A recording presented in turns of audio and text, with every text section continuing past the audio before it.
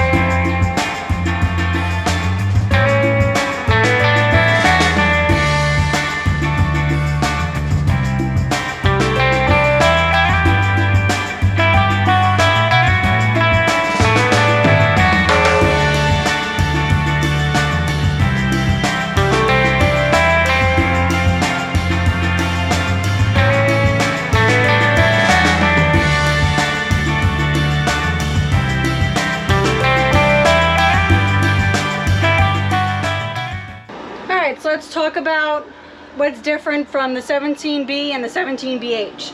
So when you first come in, it's pretty much very similar to the 17B. The only difference is the layout. So the kitchen is on this side for the 17B, and the dinette is on this side, and then over here is bunks. So that's the difference between the 17B is for bunks and 17RB is a rear bath. And for the 17B, it didn't have this. This is really nice. This comes in handy when it comes to putting your clothes in it, because the only storage we had in the 17B was you could have used the bunks, but right here we had like a 6-tier thing for our clothes, and then my little knickknacks went up here. As you can see, I'm slowly putting stuff up here. And what's different about this too is the AC. I believe it was more like towards like the middle of the bed. So my only concern that I have is that when it's time to go to sleep, I haven't slept in here yet, is that I just hope that the whole wall isn't vibrating, because that's what it did in the 17B, is that I had a really hard time falling asleep because the whole wall vibrated from the AC. We still have the fireplace. It puts out a good amount of heat, and you could also change the color. So you got the cool blue, and you got that yellowish, and then you got that one. I like that one. That's pretty much, or the dark blue is nice too, but I think I like that one, the one that's mixed in a little bit. And then you have your little fridge, freezer. This thing is brand new. Look, it still has the packaging in it. And no one used the microwave. The microwave is completely clean. Like, this is a used 2024, and I don't even think they went out with it once. I don't know if they bought it and they decided, yeah, this is too small for us. But this is more than enough for me. It's more than enough for my little she shed. It's nice to, you know, be able to rent it to. Certain things won't be staying in here when it comes to renting. I'm just nervous about people not treating my stuff with respect. So I'm going to take away those items and just leave the bare minimum, basically. We do have it on a couple of sites. If you guys are interested, we go and bring it to wherever you want to go. We don't host anybody on our property, but you can go and choose where you want to go, and we'll deliver it up to a certain amount. I believe the 60 miles is the most, and then if you go above that, we charge more, the extra 10 miles. So the most we go is 70 miles, but the price goes up once you go past those 60 miles. But I love it. I was able to make it how, you know, how I want it with my decor, because I know Sean was getting sick of all my girly stuff. But if you want to see more in depth with more, you know, close-ups of what I have for the, you know, for the RV, just they'll be on my channel. Link will be down below. This also turns into a bed. So the part that sucks is, you know, not having the bunks, but at least I could turn this into a bed if I really wanted to. And this is a queen size bed, so we could fit 2 adults, 2 small kids, but maybe 1 teenager could fit on that. But an adult, your knees will be hurting by tomorrow. But yeah, that's my little she shed. I hope you guys enjoyed it. On to the next. I'm ready to relax. I also wanted to mention that I got a guest book for if anybody stays, and then, you know, we'll put our name on here. And then what I liked is that each page has a quote. So this one says, "The voice of the sea speaks to the soul." And, you know, they can write down what they want, what they liked about the camper, what they disliked, what I need to work on, you know, whatever other amenities they would like. But each one, you know, it's beach themed, but I changed it up a little bit. But that way it gives me like an idea of, and then I put that right there for them. I do provide basic things like toilet paper, paper cup, plastic cups, and paper plates, and paper towels. And utensils, and knives and stuff like that. But linen. Trying to think of what else people provide. I do other stuff too that are add-ons. All this will be like on our bio, so if you guys are interested, just DM us and we'll send it to you, and I'll show you like what add-ons that we could do. For example, the washer dryer that we have, our extra fridge freezer, because you know that thing is small. If you're going to be camping for a minute, definitely bring you know something. Might come in handy for somebody if they want to camp in here for a minute. I don't do monthly, so we do daily and weekly stays, because you know this is my she shed. I want to be able to stay in it too.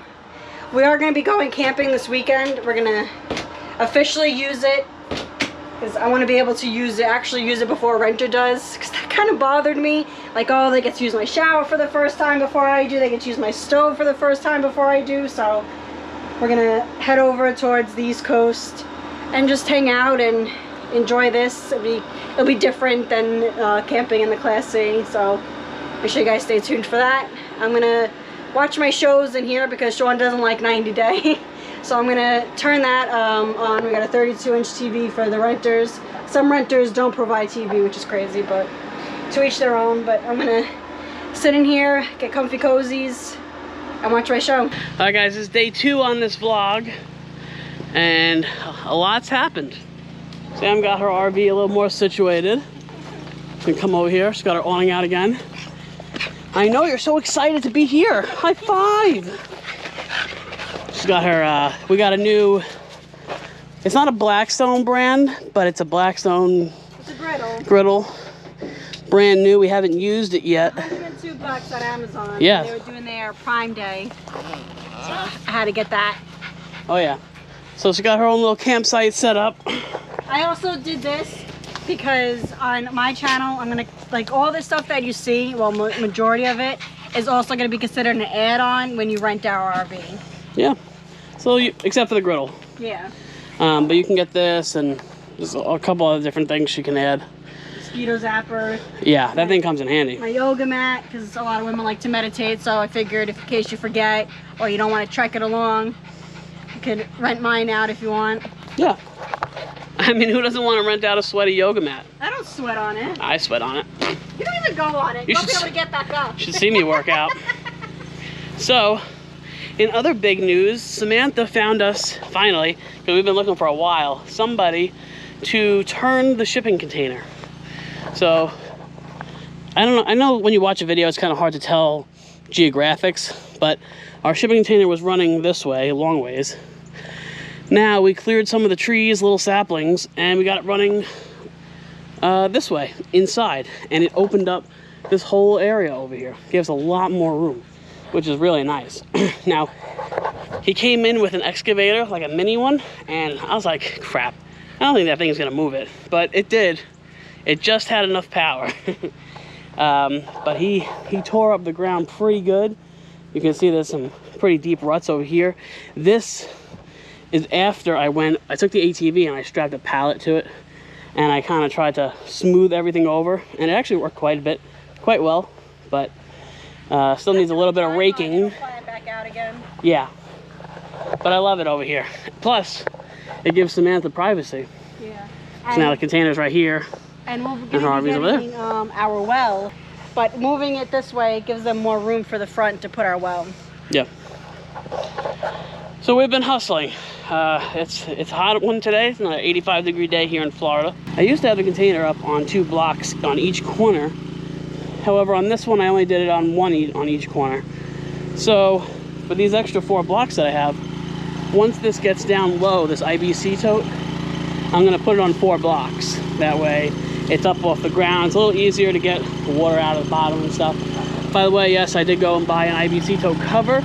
That way it keeps the light off, no algae and molds and stuff grows inside. I think it was like 20 bucks. A lot of people will spray paint them, but it looks ugly when you spray paint them. They look so ghetto. So I got that. It looks a lot nicer.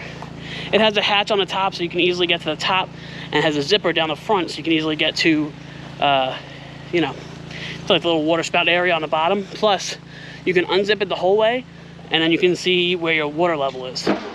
Guys, I'm gonna put a quick ending on this video. I got some stuff I gotta take care of, but hope you guys are all doing great, and I'll see you guys in the next video. We got a lot to come, a lot of new stuff going on, a lot of stuff I'm gonna be showing you, so stick with us. Make sure you subscribe if you haven't already, and I'll see you guys in the next video. Bye, guys.